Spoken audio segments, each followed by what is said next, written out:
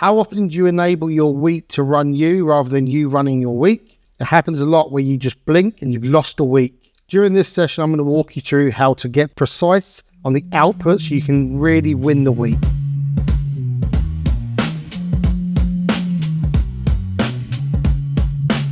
So precision beats pressure, the psychology of peak performance. Most businesses think that they need to work harder, okay? So most owners sit there and go, I need to work harder. The truth is they need to work clearer and cleaner, okay? So working harder isn't always the answer. How many times have you got to the end of the week and you've gone, you know what? I've worked really, really, really hard this week, but you lack progress. It happens far too often for many, many fitness business owners. And I'm going to give you a step-by-step process to stop this happening. So really, there's 3 key levels to this. Level number 1 is reactive focus. A lot of the time, people's focus are on reactive tasks. So responding to fires, messages, distractions, and the business essentially runs you. The second thing is intentional focus. Planning your day, but still doing too much. And allowing your mouth to overrun your back, putting too much into the schedule that you simply just can't keep up with. You can't maintain that level of work. You run the business, but you run that business inefficiently. Okay? And then the third piece, which is where we want to get to, is precision focus. Identifying the 20% that drives 80% of your growth by doing only that first. So what happens is you end up creating leverage. Okay? Leverage is the key thing for you to do. And you create peace inside of your mind. So that's the 3 concepts of the levels of focus. Number 1, reactive focus. How often in your week are you reacting to things? Number 2 is intentional focus. You put things into your schedule and it all looks great on the page, but you can't actually do it. And then number 3 is where we all want to get to, precision focus. Really dialing in on the things that matter the most inside of our businesses and inside of our lives.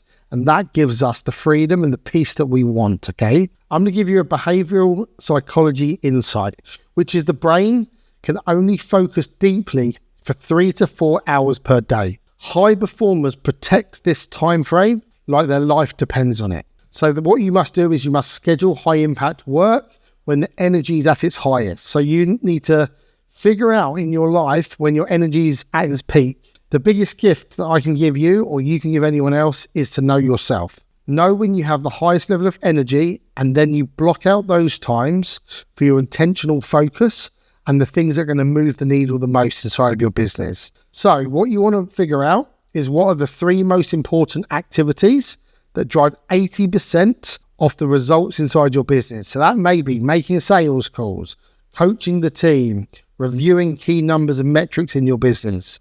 So here's a little micro journal thing I want you to do now. I want you to write down, if I could only do 3 tasks this week, what would guarantee progress? What would those 3 tasks be? What would the 3 tasks be that you would be doing in the next week that could absolutely guarantee you progress inside of your business? That is what you want to block into your intentional focus and put that into those peak times where your energy is at its absolute highest. I want you to focus on the art of knowing what to ignore. So the magic thing is to really focusing on the things that you should be ignoring, not on the things you should be doing. Get rid of the things you shouldn't be doing inside of your business, because they're the things that are anchoring you down, okay? So now I'm going to give you a money-making strategy that you can plug into your business, which will make sure that you earn additional money this week. It's called the power of compounding tasks, building momentum that pays.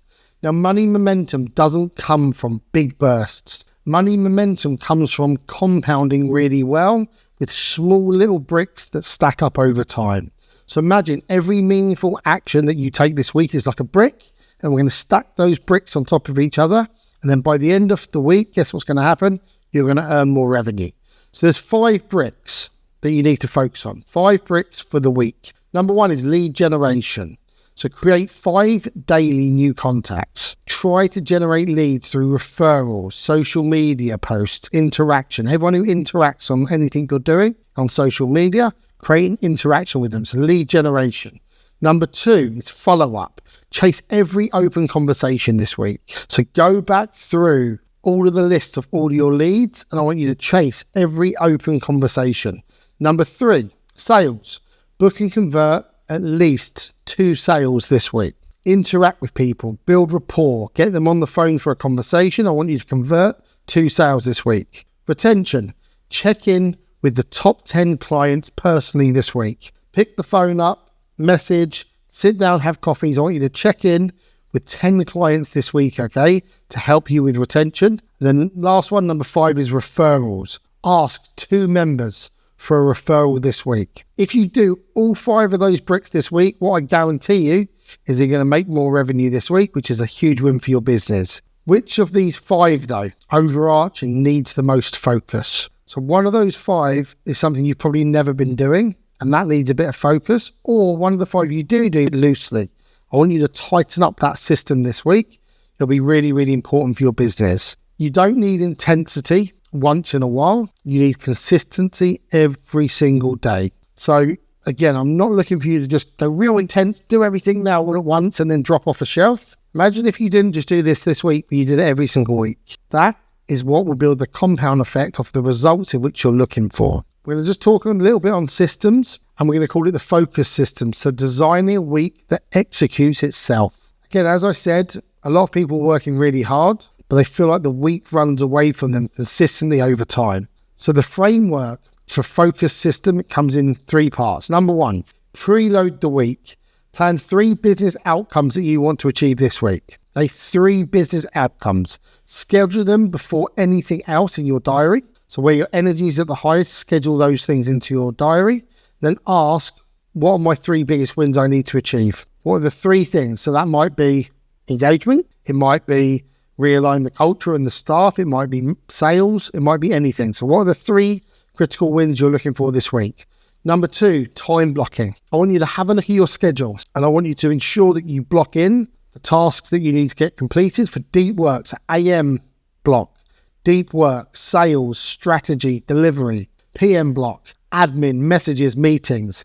Don't be picking up messages when you're due to be doing deep work. Compartmentalize your week. Block your schedule out. That's how you're going to be super productive. Use a physical timer.